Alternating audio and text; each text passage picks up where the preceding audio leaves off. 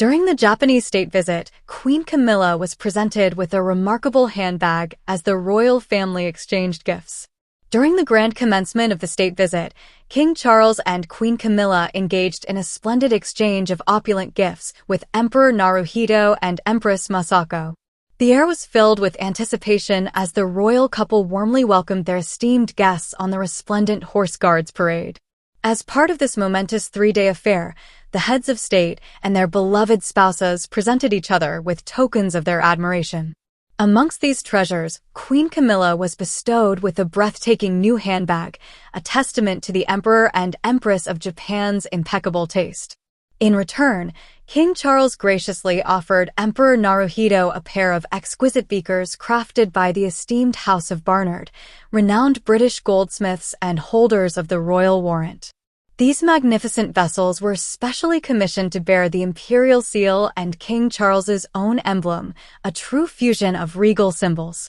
Not content with such magnanimity, King Charles further delighted his Japanese counterpart with a bottle of rare and artisanal small-batch release single malt Scotch whiskey hailing from the illustrious Abelore distillery in Glenlivet.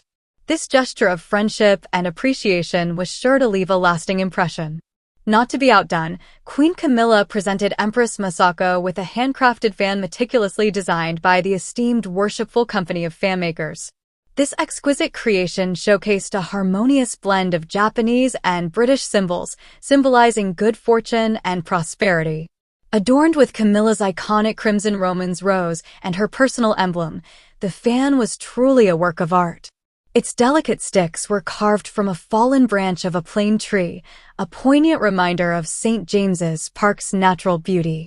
In this exchange of lavish gifts, the bonds of friendship and diplomacy were strengthened, leaving an indelible mark on the history of these two great nations. Emperor Naruhito and Empress Masako bestowed upon the king and queen a personalized photograph, elegantly encased in a silver frame adorned with the emblem of the Japanese imperial house, the resplendent chrysanthemum crest. In addition to these opulent gifts, the esteemed leaders exchanged honors. King Charles bestowed upon Emperor Naruhito the esteemed title of the Most Noble Order of the Garter, the pinnacle of British chivalry. In return, the emperor presented the king with the prestigious Order of the Chrysanthemum, the highest honor in Japan. The grand tour of the state visit commenced with the gracious presence of Prince William, who gallantly escorted the Emperor and Empress from their place of rest to the resplendent Horse Guards parade. On the parade ground, a group of soldiers from the 1st Battalion Welsh Guards stood in formation, serving as a guard of honor. These soldiers, who are typically engaged in combat, took on the role of ceremonial duty for this occasion. Accompanying them on the parade was the mounted band of the household cavalry, riding their magnificent Shire drum horses. They led 4 divisions of the sovereign's escort from the Household Cavalry Mounted Regiment. In the distance, a low rumble echoed through the air as a 41-gun royal salute was fired from Green Park by the King's Troop Royal Horse Artillery.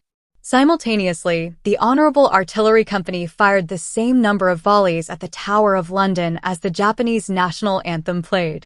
The Emperor inspected the guard of honor, walking a few steps behind his esteemed guest. The King joined him in this inspection, briefly removing his headwear as a sign of respect when he passed the regimental colors from the pavilion. The Queen observed the proceedings, adorned in an elegant Anna Valentine dress and a Philip Tracy hat. The Empress stood beside her, along with various dignitaries, including Lord Cameron, the Foreign Secretary, James Cleverly, the Home Secretary, and Rishi Sunak, the Prime Minister. The welcome ceremony concluded with a traditional carriage procession to Buckingham Palace, where a private lunch awaited the distinguished guests.